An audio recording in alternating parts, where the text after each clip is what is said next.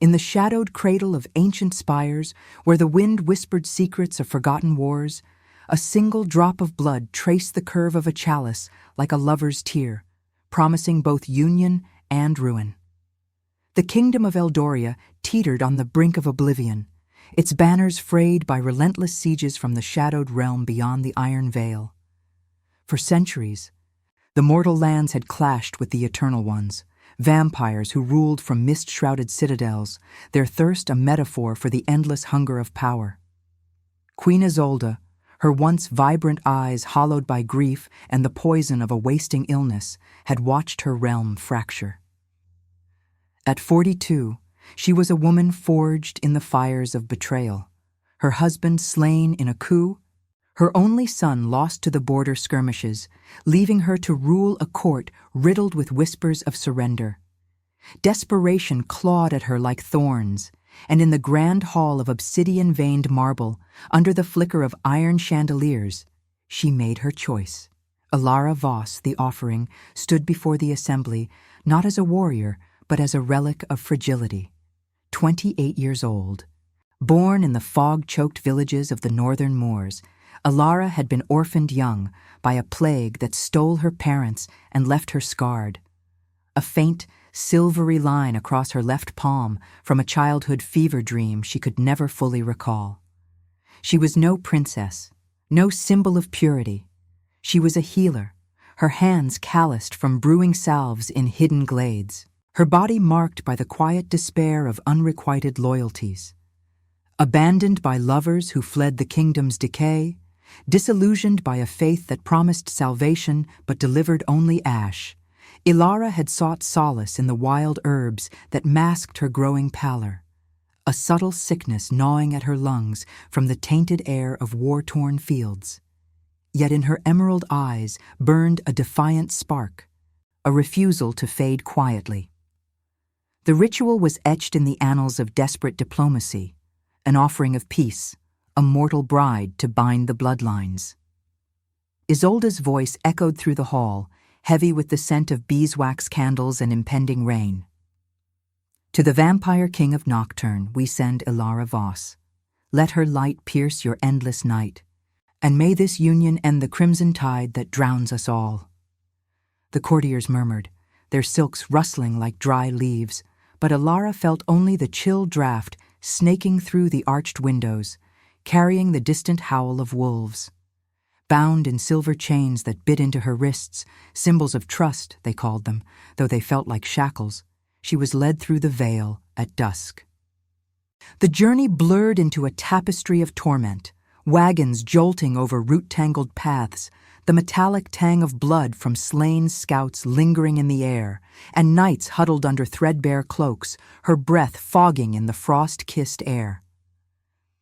Ilara's mind wandered to philosophies whispered in her village elders' tales, how mortality was a fleeting flame, immortality a curse of watching it gutter out. Why her? She had asked Isolde in the quiet hours before departure, her voice a threadbare plea.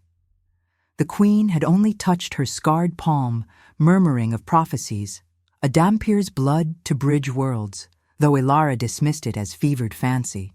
She was no half-breed myth. She was flesh and frailty, her heart a drumbeat counting down to surrender.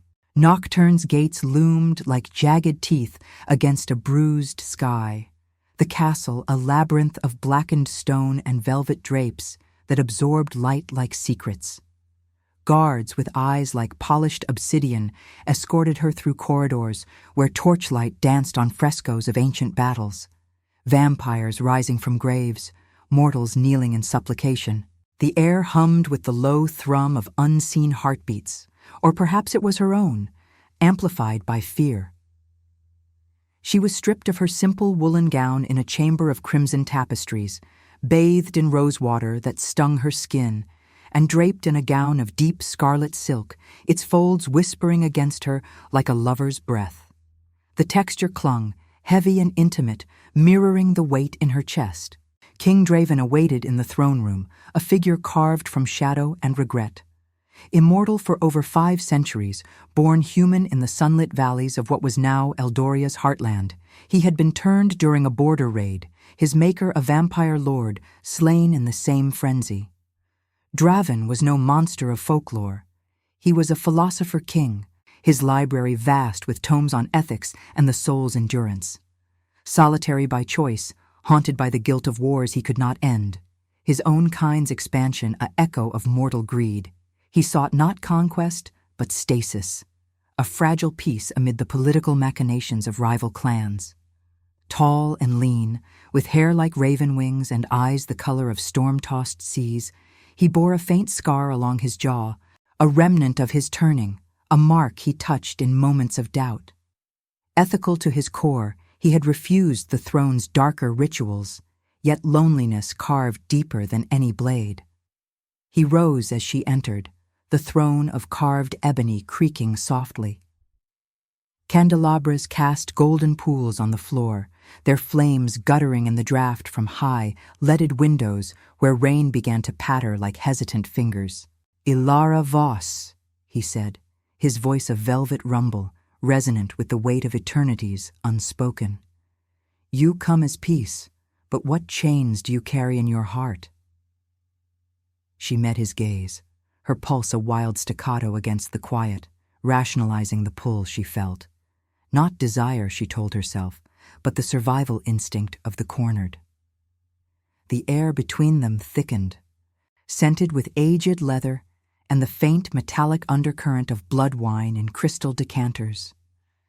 Their first exchange was a dance of words, slow and measured.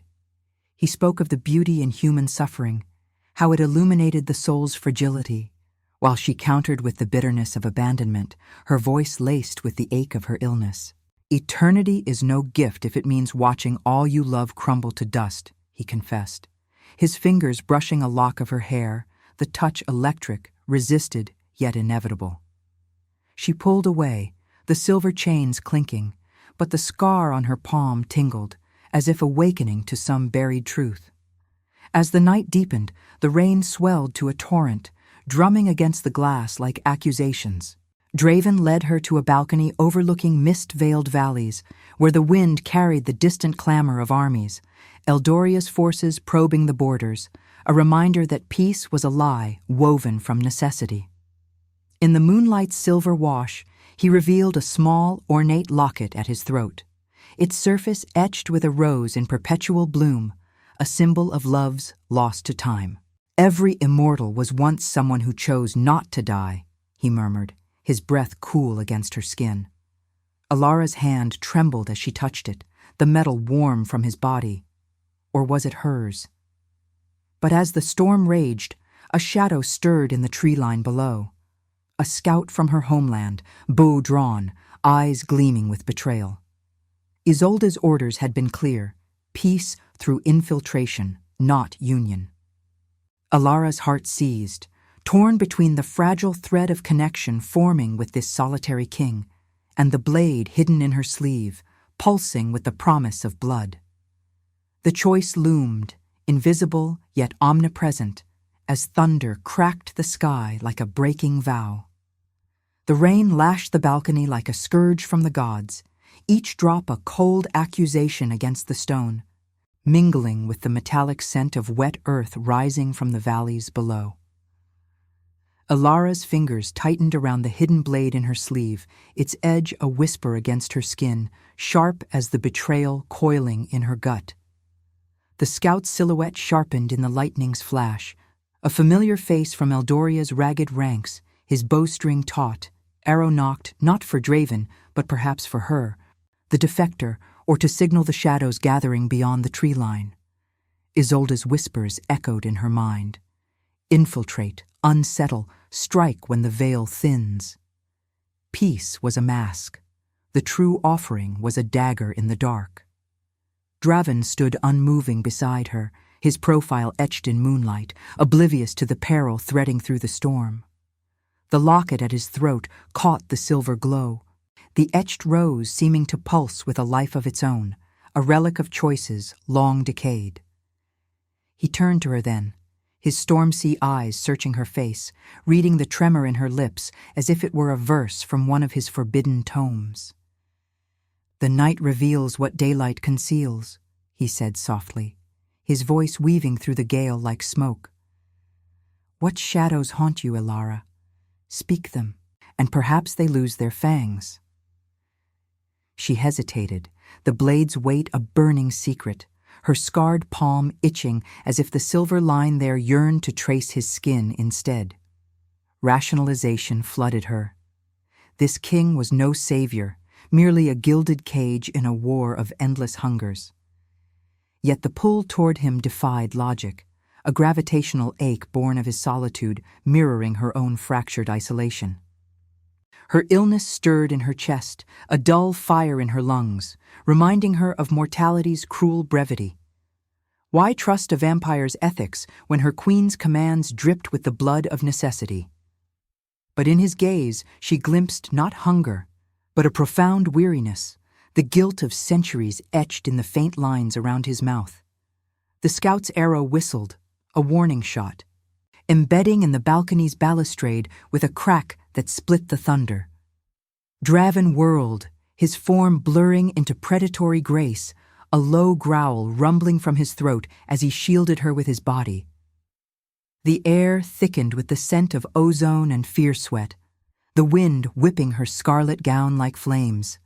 From the tree line, more shadows detached. Eldorian infiltrators, their cloaks sodden, blades glinting. Not peace, but prelude to ambush.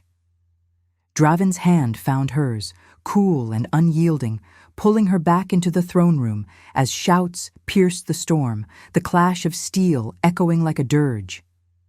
Inside, the candelabras flickered wildly, casting elongated shadows that danced across the frescoes, vampires and mortals entwined in eternal strife, lovers turned foes in the haze of betrayal. Draven's guards materialized from alcoves, their eyes glowing faintly in the dim obsidian armor clinking as they formed a phalanx at the doors. He released her hand, but the ghost of his touch lingered, a cool ember against her fevered skin. "This is no offering of peace," he murmured, his voice laced with sorrow rather than rage, turning to face her. "Your chains were never silver, were they? Tell me, Ilara, did you come to bind or to break?" Her heart pounded, a frantic rhythm against the chamber's hush, the blade now a leaden curse in her sleeve. Introspection clawed at her. She was no assassin, her hands meant for healing, not spilling the blood that might quench her homeland's thirst for vengeance. Yet abandonment's scars ran deep, lovers who fled, a faith that crumbled like ash in the plague's wake. Draven's ethics, his solitary quest for stasis amid clan wars, unraveled her defenses. He was marked by guilt, yes. The wars he couldn't halt, the mortals turned to ash under his reluctant rule. But in that guilt lay a redemption she craved, a mirror to her own disillusion. The locket drew her eye again. Its rose a symbol of loves that defied decay, whispering of choices she dared not make. As the infiltrators breached the outer gates, their war cries muffled by the rain, Draven moved with deliberate calm, directing his guards in terse commands that carried the weight of ancient oaths. One vampire, a lieutenant with eyes like fractured ice, glanced at Ilara with suspicion, his fangs bared in a snarl. "She bears their scent, my king, the mortal reek of deceit."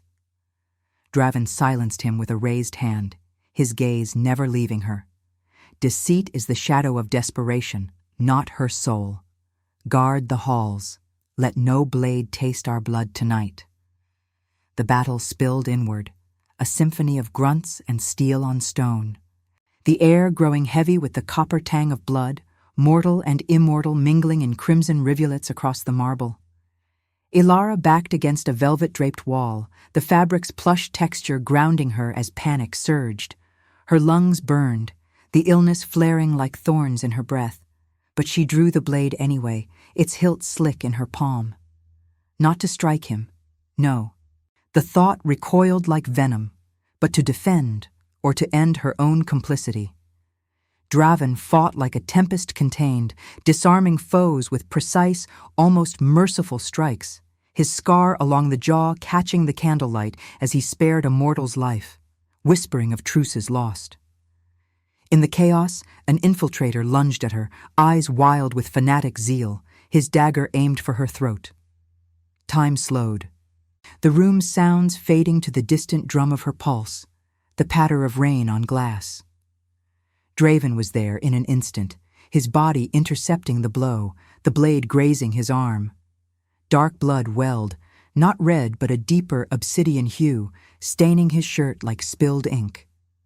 He felled the man with a single twist, then turned to her, pain flickering in his eyes, not from the wound, but from the fracture widening between them. "You bleed for me," she whispered, horror and awe twisting in her chest, the blade slipping from her fingers to clatter on the floor.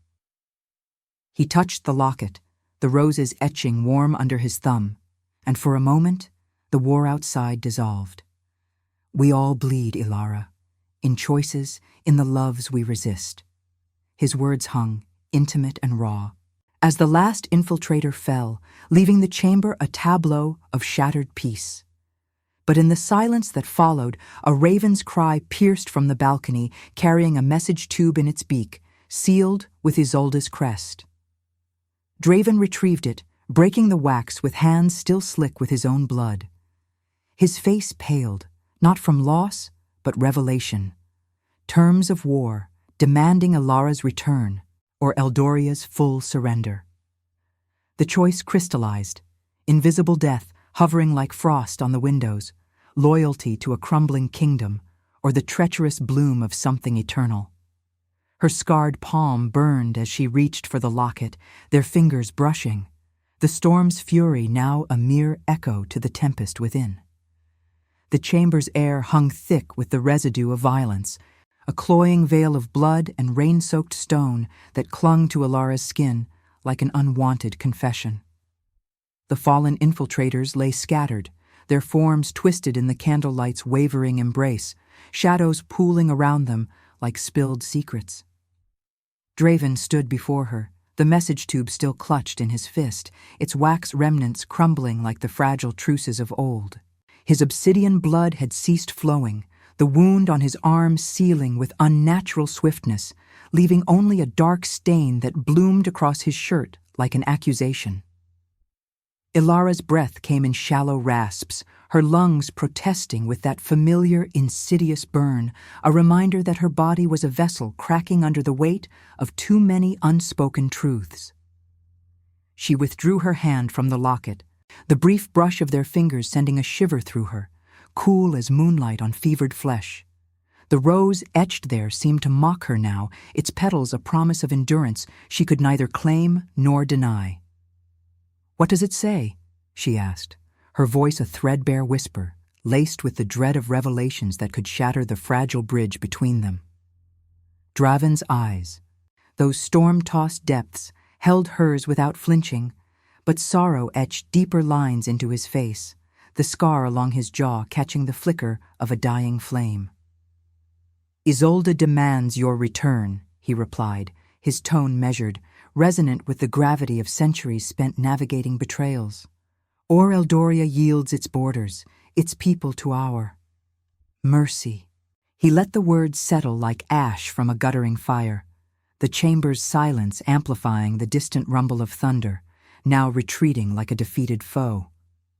Ilara's mind reeled, introspection flooding in waves, loyalty to a queen who had forged her into a weapon, or this king whose ethics gleamed like a forbidden light in the gloom.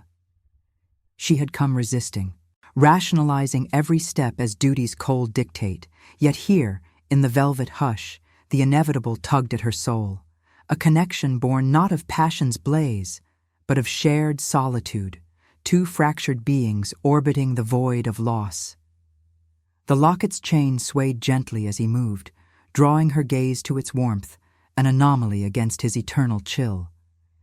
"This," he said, lifting it slightly, "was forged in a time when love was a choice against oblivion. A mortal woman, like you, gave it to me before the turning. She believed redemption lay in the heart's defiance of death. His voice softened, intimate as a confession in the confessional's dim glow, the air between them scented with the faint, herbal tang of her healer's past, mingling with the aged leather of his tomes. Ilara touched her scarred palm, the silver line there pulsing faintly, as if echoing the rose's eternal bloom.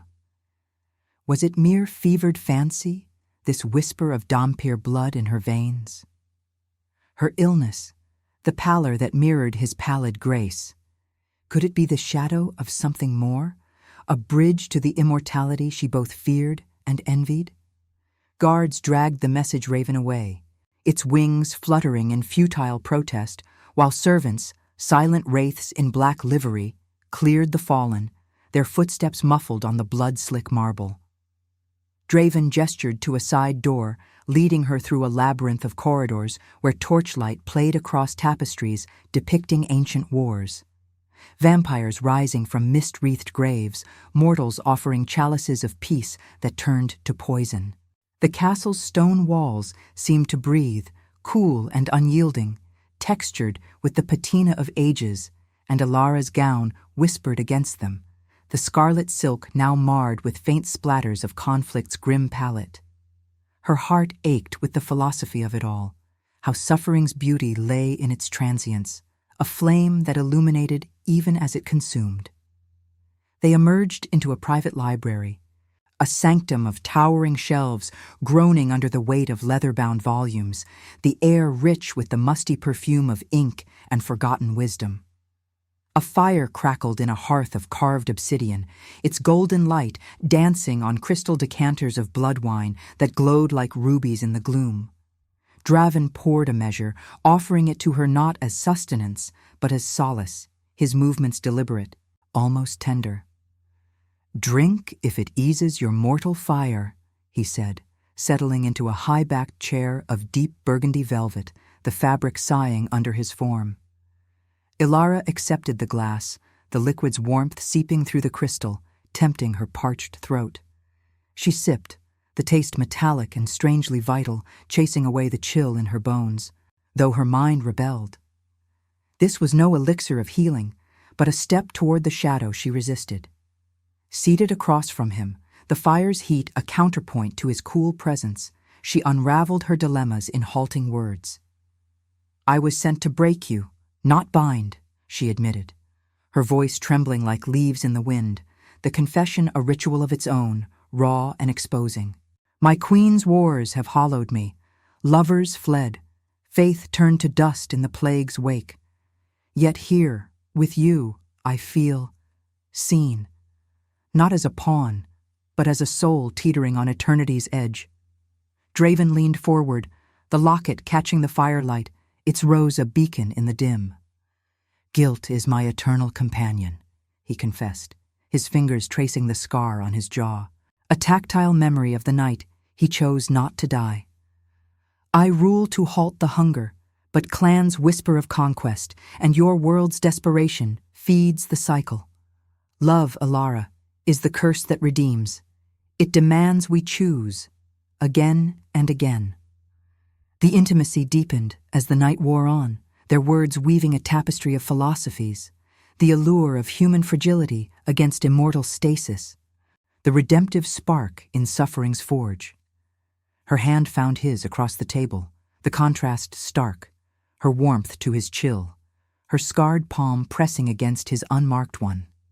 The touch ignited something inevitable, a slow burn resisted yet blooming, like the rose that never wilted. But as the fire dimmed to embers, a shadow fell across the threshold, a vampire emissary, cloaked in midnight hues, his eyes gleaming with urgent malice. "My king," he intoned, voice like gravel underfoot. "Rival clans stir at the borders. They sense weakness in this mortal farce. Eldoria's spies multiply and whispers of your attachment spread like venom." Draven's grip tightened on hers, a silent vow amid the encroaching threat, but Ilara's heart seized with the weight of choice. Reveal her hidden loyalties, or let the war's invisible death claim them both in its maw. The locket warmed against his chest, the rose's petals seeming to unfurl in warning as footsteps echoed from the halls. Not guards, but something darker, a betrayal uncoiling from the castle's very veins. And now, I invite you to leave a trace of your presence in the comments. Tell us where in the world you're watching from and the exact hour you hear this story. We wish to know how far these immortal confessions travel, and at what moments of the night they find you. The library's embers hissed like dying confessions, their faint glow tracing the edges of forgotten spines on the shelves, where dust motes swirled in the draught from a half-open casement. Alara's fingers lingered in Draven's grasp, the contrast of her fevered warmth against his eternal cool, a tactile poem of worlds colliding, mortal fire meeting shadowed frost. The emissary's words hung in the air like a shroud, heavy with the undercurrent of political venom, the castle's stone walls seeming to contract around them, textured with the chill of encroaching betrayal. Rain had softened to a mournful patter against the leaded panes, each drop a bead of liquid silver sliding down the glass, mirroring the tears she refused to shed. Draven released her hand slowly, the separation a reluctant severance, his storm-sea eyes darkening as he rose to face the intruder. The vampire emissary, Lyrian, his features sharp as fractured obsidian, clad in a cloak that absorbed the firelight, bowed low, but his gaze flicked to Alara with predatory calculation, fangs glinting subtly in the dim. "The clans of the eastern spires rally, my lord," Lyrian intoned, his voice a gravelly echo through the chamber, carrying the faint, acrid scent of torch smoke from the halls beyond. "They decry your truce as weakness, this mortal indulgence a chink in our eternal armor. Spies from Eldoria slither through the mist, and whispers paint you as enthralled, your throne teetering on the edge of a Dhampir's whim." Alara's breath caught, the word Dhampir slicing through her like a hidden thorn, stirring the scar on her palm to a burning itch.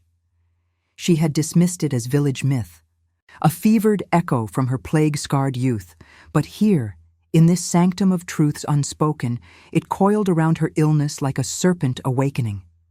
Her lungs tightened, the dull ache flaring into a sharp reminder of her fragility, the tainted air of war-torn fields now mingling with the library's musty incense. Rationalization surged. She was no bridge between realms, merely a pawn in Isolde's desperate gambit, her body a vessel for salves and secrets, not immortal legacies. Yet Draven's glance toward her held no accusation, only a profound solitude that mirrored her own disillusion, two souls adrift in the tide of endless conflict. "Enough," Draven commanded, his tone a velvet thunder, resonant with the authority of centuries tempered by guilt. He gestured Lyrian away, the emissary retreating with a rustle of cloak like dry leaves in autumn wind, his footsteps fading into the corridor's gloom. The door clicked shut, sealing them once more in the intimate hush, but the intrusion lingered, a fracture in their fragile communion. Draven returned to his chair, the velvet sighing under him, and poured another measure of blood wine, its ruby depths swirling like captured sunsets. "They fear what they do not understand," he murmured, offering the glass to her again, his fingers brushing hers in a touch that sent ripples through her core. Resisted, yet blooming like the rose in his locket, inevitable as the dawn he could never greet. She accepted it, the liquid's warmth chasing the chill from her veins. But her mind whirled with philosophical tempests, how love, in its redemptive curse, demanded choices that echoed through eternities. "And what do you fear, Draven?" she asked, her voice soft as the fire's dying crackle, leaning forward so the scarlet silk of her gown pooled like spilled wine on the armrest. The air between them thickened, scented with aged parchment and the faint, herbal residue of her healer's hands, a sensory bridge across the abyss. He touched the locket, the etched rose warm beneath his thumb, its petals seeming to unfurl in the ember light, a symbol of defiances long past. "Fear is the mortal's gift," he replied, his gaze tracing the curve of her scarred palm as she extended it unconsciously, the silver line there catching the glow like a vein of moonlight. "I fear the stasis breaking, not from war's clamor, but from this." His hand covered hers, cool and steady, drawing her closer until the space between them hummed with unspoken tension.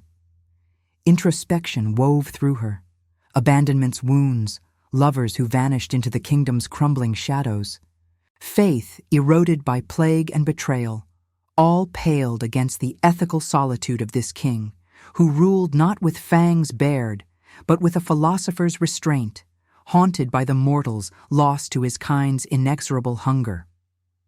The clan's stirrings were no mere politics. They were the war's invisible death, clawing at the peace she had unwittingly begun to crave. As the night deepened, their words flowed like a ritual incantation, slow and cadenced, unraveling layers of resistance.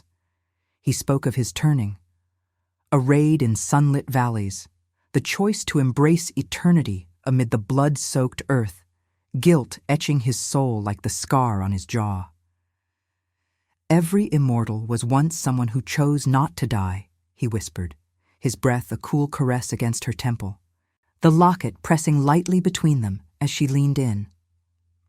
Alara confessed her fractures, the plague's fever that left her marked, the disillusion of a healer watching salves fail against war's blight, her body now a battlefield of its own, the illness a slow poison rationalized as fate's indifferent stroke. Their hands entwined, the touch sensual in its restraint, textures mingling, her calloused warmth against his silken chill, igniting a spark that transcended flesh, a redemptive fire in the Gothic gloom. Yet the castle stirred beyond the library's sanctuary, distant echoes of steel on stone filtering through the walls like a gathering storm. Draven tensed, his senses sharpening, the air growing taut with the metallic tang of impending violence. "They come," he said, rising fluidly, pulling her with him toward a concealed panel in the shelving, its wood groaning open to reveal a narrow passage lit by flickering sconces. The wind from the hidden corridor carried whispers, Lyrian's voice, laced with malice, rallying dissidents in the lower halls. Betrayal uncoiled, not from Eldoria's borders, but from within Nocturne's shadowed heart. Clans seizing on the king's vulnerability, her presence the spark to their powder. Ilara's heart thundered, the blade she had discarded earlier a ghost in her memory, now replaced by the weight of this new choice. Flee with him into the unknown, embracing the Dhampir whisper in her blood, or stand as the offering turned curse, her mortality a weapon in the fray. The locket swung free as he drew her close in the passage's dim, his lips brushing her forehead in a vow, unspoken, cool and fervent. But as shouts erupted below, clash of fangs and steel, the wet rip of flesh, a figure emerged from the gloom ahead. Lyrian, dagger drawn, eyes blazing with the fervor of one who saw eternity's throne within reach. "The mortal dies tonight, my king," he snarled. Lunging forward, the blade arcing toward Alara's throat in a blur of shadowed intent. Draven intercepted, his body a shield of predatory grace, but the strike grazed her arm, warm blood, hers, red and vital, welling against the stone. Pain bloomed, sharp and intimate, binding her to the moment as the passage erupted into chaos. The rose's eternal bloom now stained with the first drops of their shared redemption or ruin. The choice crystallized in the flickering light. Save him and claim the eternity she had resisted, or let death's invisible hand claim them both amid the betrayal's roar. The passage's sconces sputtered like faltering breaths, their flames clawing at the encroaching dark, casting jagged silhouettes that twisted along the damp stone walls. Alara's blood traced a warm rivulet down her arm, the metallic tang blooming sharp in the confined air, mingling with the musty undercurrent of ancient mortar and the faint, herbal residue clinging to her skin. Pain radiated from the graze, a searing thread that bound her to the moment. Her scarred palm throbbing in echo, as if the silver line there wept in solidarity. Lyrian's dagger gleamed in the flickering light, its edge notched from battles long etched into Nocturne's lore. His face a mask of zealous hunger, eyes narrowed to slits of fractured ice, lips curled back over fangs that promised not mercy, but the reclamation of a throne through spilled eternity. Draven moved like liquid shadow, his form a blur of restrained fury, intercepting the strike with a forearm that met the blade's arc in a clash of steel on unyielding flesh. The impact reverberated through the narrow corridor, a low gong that vibrated in Alara's bones, her lungs seizing with the familiar burn of her illness, now amplified by the metallic haze of exertion. He twisted Lyrian's wrist with precise ethical force, not to maim, but to disarm, the dagger clattering to the uneven floor, where it skittered into the gloom like a fleeing specter. "Traitor," Draven growled, his voice a rumble of storm clouds, resonant with the guilt of a king who had fostered loyalty only to watch it curdle into venom. Lyrian's snarl twisted into a laugh, bitter as the blood wine they had shared earlier, his free hand clawing at Draven's throat, nails raking shallow furrows that sealed almost as swiftly as they opened. Alara pressed against the cold wall, the stone's rough texture grounding her as adrenaline surged, hot and insistent, chasing the chill of shock from her veins.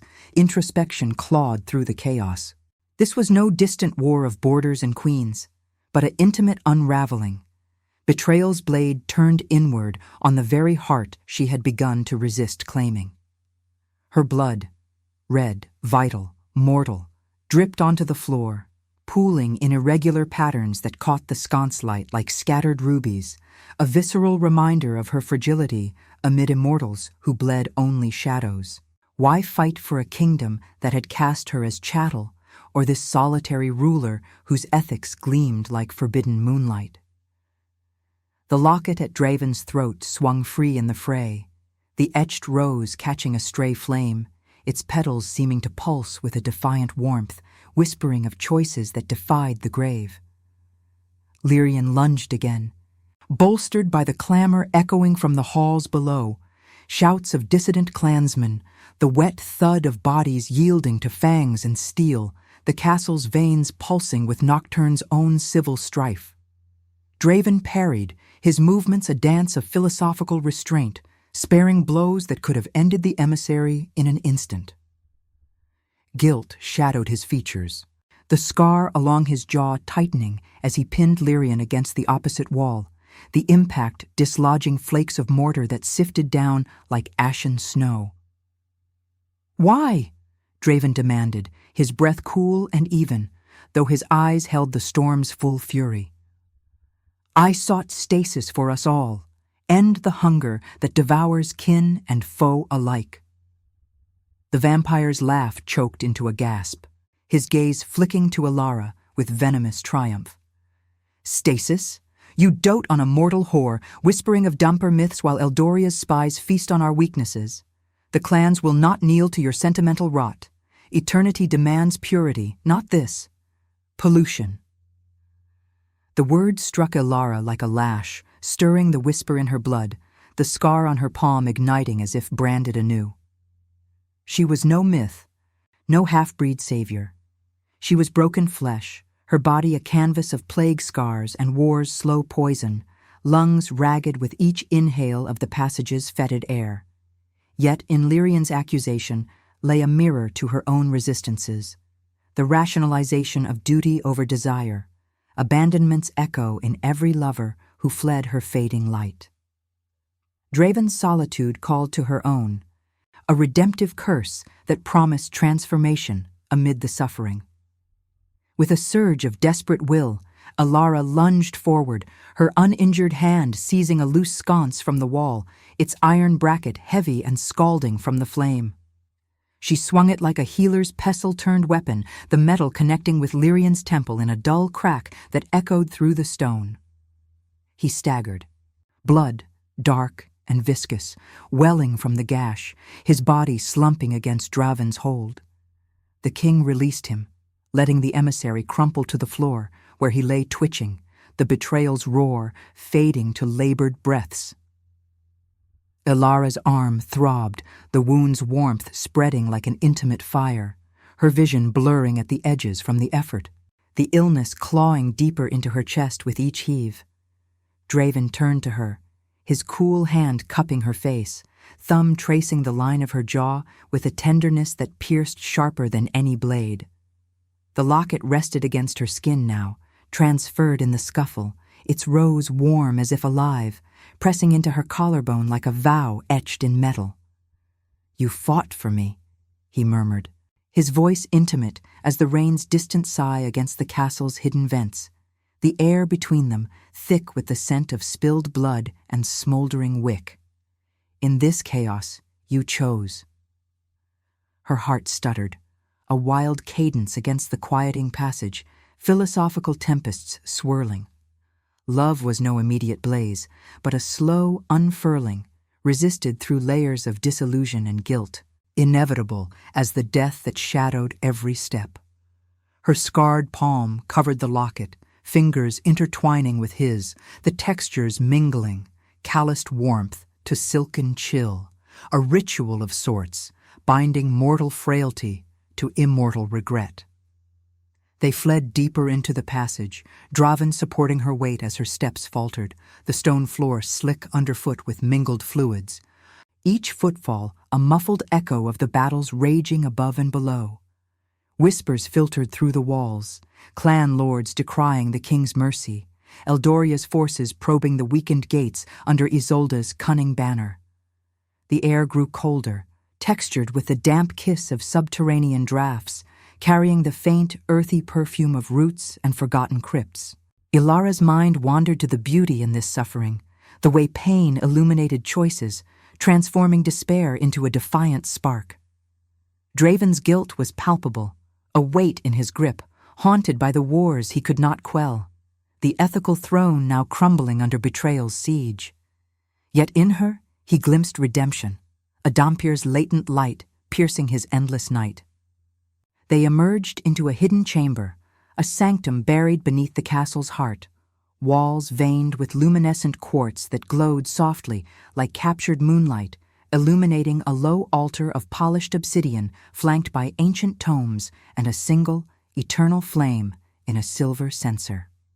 The air hummed with ritual hush, scented with incense of dried roses and myrrh, the textures plush with velvet cushions scattered on the floor.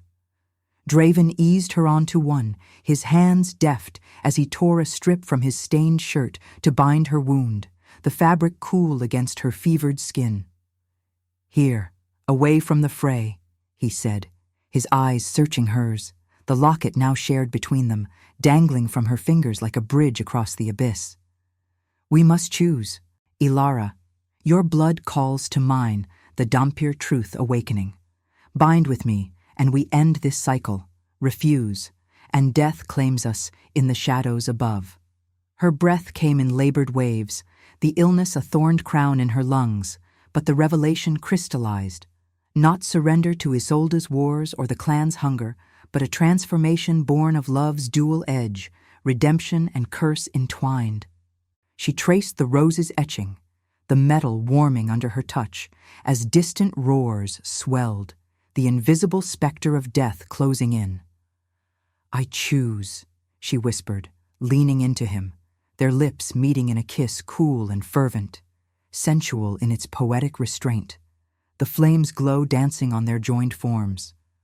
But as the bond ignited, a tremor shook the chamber, Lyrian's allies breaching the passage, their footsteps a thunderous herald, blades drawn for the king's heart and the mortal who had dared to claim it. The choice hung suspended, eternal yet fragile, as the door splintered under assault, the rose's petals seeming to bleed in the rising light of betrayal's dawn. The chamber's quartz veins pulsed like veins of captured starlight, their ethereal glow fracturing across the obsidian altar as the door splintered inward with a groan of tortured wood, shards scattering like brittle bones across the stone floor. Ilara's lips still tingled from the kiss, cool and fervent, a seal on the choice she had uttered, binding her blood to Draven's in defiance of the wars clawing at their heels.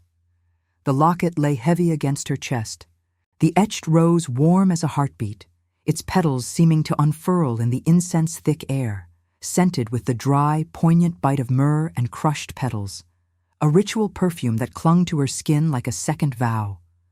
Her wound throbbed beneath the makeshift bandage, warm blood seeping through the fabric in lazy rivulets, the texture slick and intimate against her arm, mirroring the deeper ache in her lungs, where illness coiled like a serpent roused from slumber. Draven surged to his feet, his form a silhouette of shadowed grace against the censer's eternal flame, its silver bowl flickering with an unquenchable light that danced on the velvet cushions like hesitant lovers.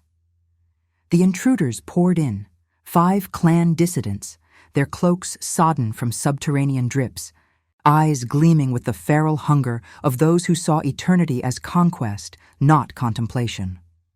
Lyrians staggered in their wake, propped by a hulking vampire whose fangs dripped with the fresh crimson of guards felled above, the metallic tang sharp and accusatory in the confined space. "The king weakens with his mortal toy," Lyrian rasped, his temple bruised from Ilara's blow, dark blood crusting like ink on his pale skin. "We purge the rot, starting with her Dhampir delusion." Ilara's scarred palm burned, the silver line there igniting as if the word itself were a spark to buried tinder. Dhampir, no longer myth, but a revelation uncoiling in her veins, her illness not mere poison, but the half-shadow of immortality stirring, a bridge forged in plague-scarred youth. She rose unsteadily, the velvet yielding beneath her like a sigh, her scarlet gown whispering against the stone as she positioned herself at Draven's side.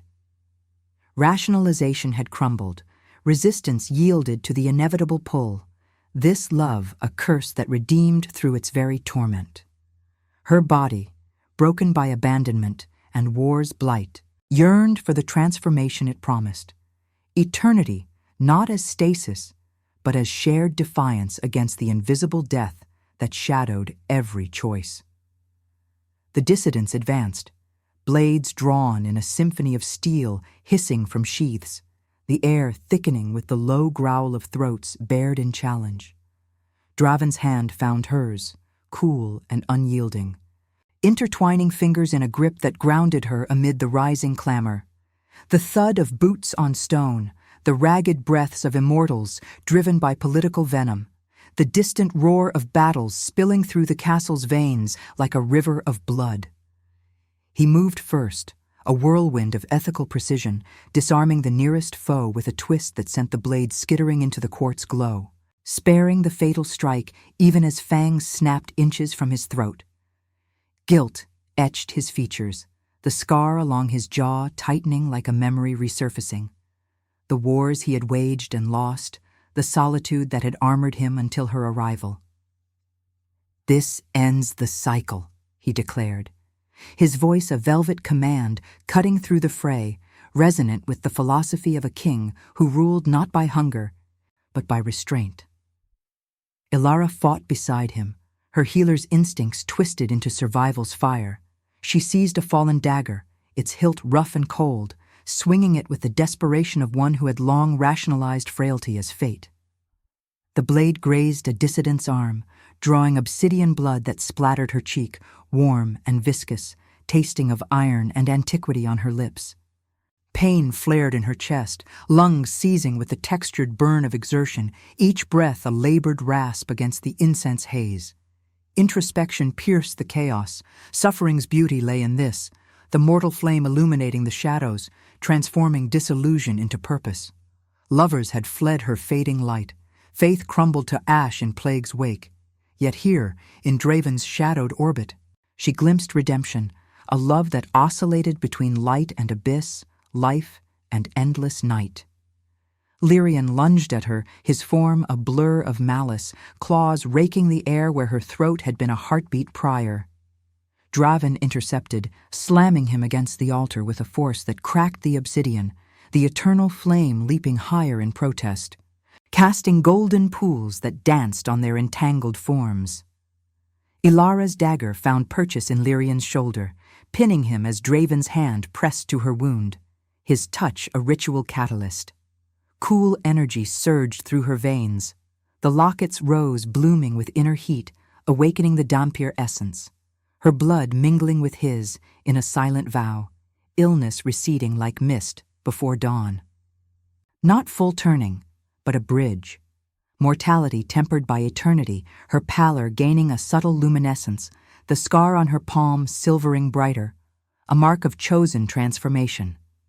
The dissidents faltered, sensing the shift, the air humming with nascent power, the quartz veins pulsing in rhythm with her quickening pulse.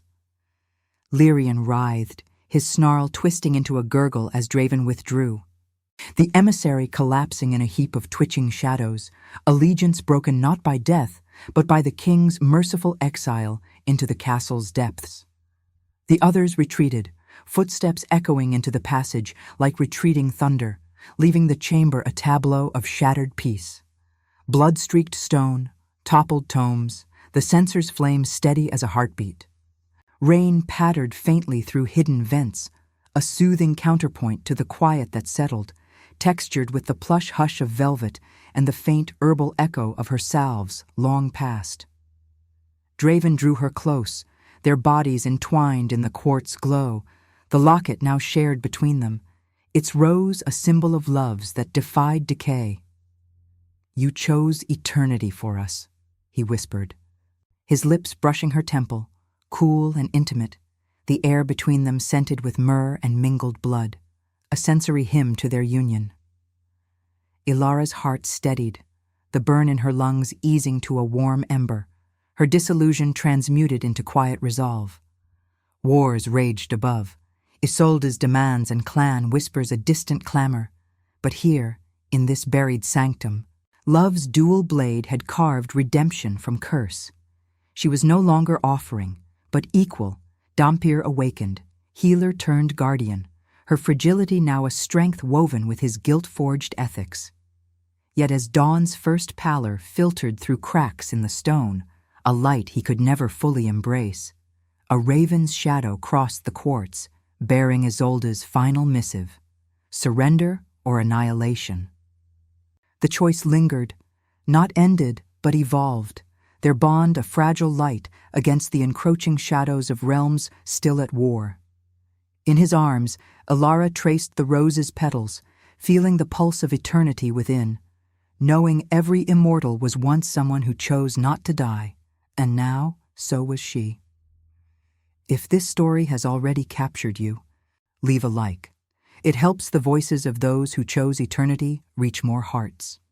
Subscribe if you believe mercy can resurrect even the damned.